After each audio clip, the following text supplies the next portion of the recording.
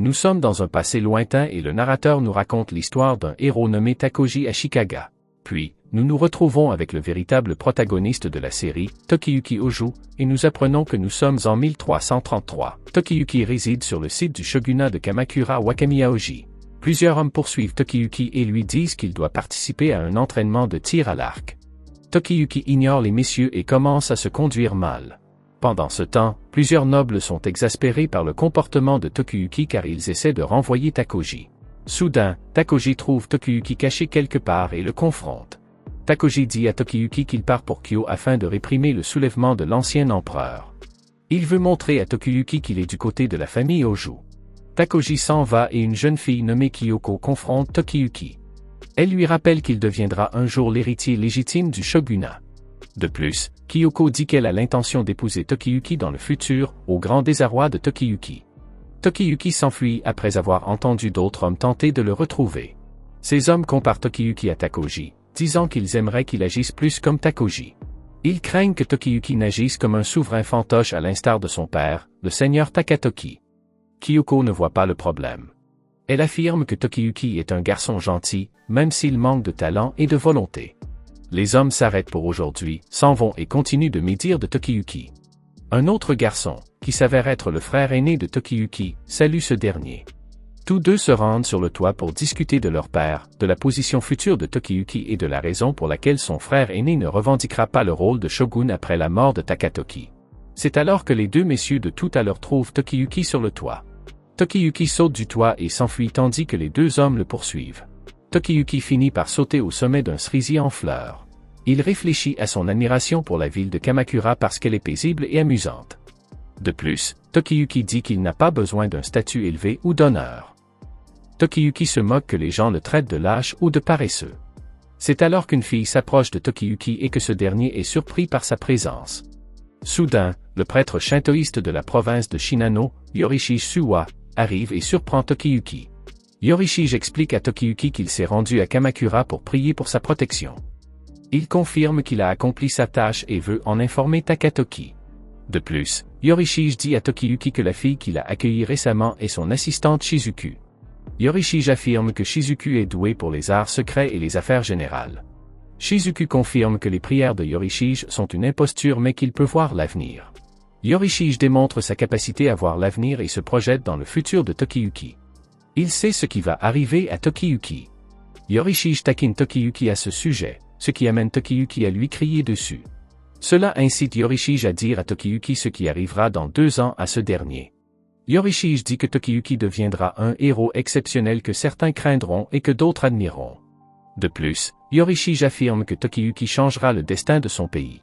Avant qu'il ne donne plus de détails, Tokiyuki s'en va et réfléchit aux paroles de Yorishige. Tokiyuki rend visite à son frère et discute avec lui des remarques de Yorishige. Son frère affirme que Tokiyuki a les capacités nécessaires pour devenir un jour un merveilleux héros. Pendant ce temps, nous apercevons Akoji et ses hommes. Takoji informe tout le monde qu'ils vont faire un raid sur Kyo pour réprimer le soulèvement de l'ancien empereur. Avant cela, Takuji assassine l'un de ses camarades, ce qui provoque la panique chez les autres. C'est alors que quelqu'un dénonce la trahison de Takoji. Il affirme que Takoji a assassiné l'armée qu'ils avaient envoyée à Kyo. De plus, il dit que plusieurs samouraïs se sont rassemblés autour de Takoji après avoir entendu cette nouvelle. Il rapporte que l'armée Nita s'est agrandie et que le fils aîné de Takoji, Sanjuo, a été confié à Yoshizada Nita et est devenu le général de l'armée. Il dit que l'armée Nita prévoit d'attaquer Kamakura prochainement. Un certain temps s'écoule. Nous voyons plusieurs cadavres, dont celui de Kyoko et de son père. Ensuite, nous recevons plusieurs cartons de titres et scènes. Sur ces cartons, le narrateur dit que pour que Tokiyuki devienne un héros, il doit tout perdre. Nous apprenons que 800 membres du clan Ōjū se sont suicidés. Tokiyuki se tient devant son père et n'arrive pas à croire au carnage qui se déroule sous ses yeux.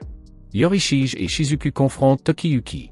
Le premier explique à Tokiyuki que Takatoki voulait qu'il protège Tokiyuki. Yorishige dit qu'il emmènera Tokiyuki sur son territoire de Suwa à Shinano. Yorishige dit qu'il avait prévu cette tragédie grâce à ses pouvoirs et qu'il avait préparé un plan d'évasion à l'avance. Tokiyuki veut se suicider avec son père et son frère. Yorishige n'a pas l'intention de laisser Tokiyuki faire cela. Tokiyuki, Shizuku et lui regardent de loin les samouraïs assassiner d'autres habitants de Kamakura. Tokiyuki n'arrive pas à croire que Takoji puisse inciter des gens à commettre de telles atrocités. Yorishige propose à Tokiyuki de l'aider à se venger, mais Tokiyuki ne veut pas lui faire confiance.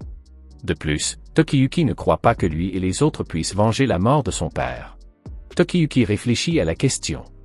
Il suggère à Yorishige de le laisser périr avec son peuple. Yorishige pousse Tokiyuki du haut d'une falaise pour qu'il périsse avec tout le monde. Tokiyuki atterrit sur le sol et Yorishige informe les samouraïs que l'autre fils de Takayuki a survécu. Les samouraïs se lancent à la poursuite de Tokiyuki, mais ce dernier utilise ses tactiques d'évasion pour leur échapper. Il rejoint Yorishige et Shizuka sur la colline. Yorishige dit à Tokiyuki que courir et se cacher sont des qualités exceptionnelles pour les héros. Les samouraïs tirent plusieurs flèches sur notre trio. Yorishige explique que Takoji n'a pas été sage en n'assassinant pas Tokiyuki.